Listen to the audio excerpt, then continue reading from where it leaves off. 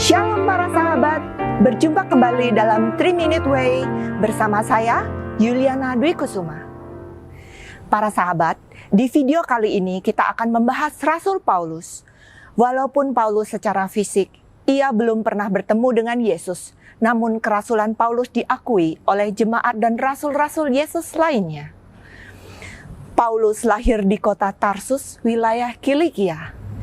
Pesta namanya kita peringati setiap tanggal 29 Juni dan gereja bahkan memperingati pertobatannya pada tanggal 25 Januari. Saulus adalah seorang Yahudi dari suku Benyamin yang juga mewarisi kewarganegaraan Romawi dari ibunya. Saulus atau dalam nama Romawinya Paulus hidup pada zaman Yesus. Tetapi sejauh yang kita ketahui, mereka berdua tidak pernah bertemu muka.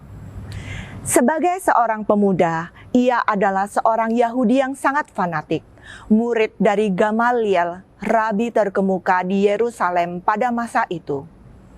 Ketika dewasa, ia mulai menganiaya para pengikut Yesus yang dianggapnya sebagai para penghujat Allah. Saulus mungkin bisa disebut sebagai orang yang paling bertanggung jawab atas kematian martir pertama Stefanus dan atas penganiayaan terhadap jemaat pertama. Namun setelah pertobatannya, kita justru mengenal sosok Paulus sebagai rasul besar yang dengan gigih dan tak kenal lelah menyebarkan kabar tentang Kristus yang wafat dan bangkit kepada bangsa-bangsa lain.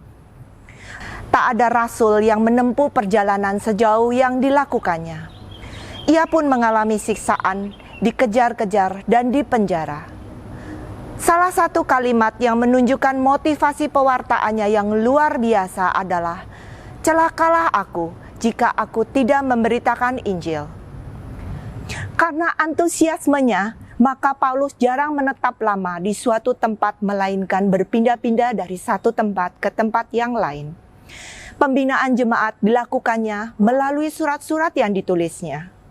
Ada 13 surat-surat Paulus yang bisa kita baca dalam kitab suci, yaitu surat kepada jemaat di Roma, Korintus, Galatia, Efesus, Filipi, Kolose, Tesalonika, dan surat kepada Timotius, Titus, dan Filemon.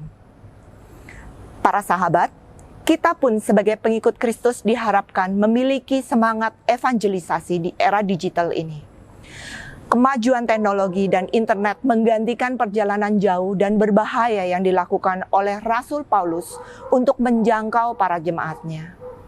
Tempat-tempat umum di mana banyak orang berkumpul yang digunakan Saulus sebagai mimbarnya saat ini berwujud akun media sosial kita. Maka marilah kita melanjutkan semangat pelayanan Rasul Paulus dalam memberitakan Kristus melalui sarana yang telah Tuhan sediakan bagi kita. Kita sungguh menyenangkan hati Tuhan saat akun medsos kita dihiasi dengan hal-hal positif tentang pewartaan dan kesaksian akan kebaikan Tuhan. 3 Minute Way bagi-bagi giveaway lagi. Silakan para sahabat menulis pertanyaan apa saja mengenai 12 Rasul Yesus di kolom komen. 5 penanya terpilih akan mendapatkan sebuah giveaway menarik. Pertanyaan terpilih akan dijawab oleh seorang tamu spesial di minggu depan. Ditunggu pertanyaannya sampai tanggal 30 April. Salam, Tuhan memberkati kita semua. Amin.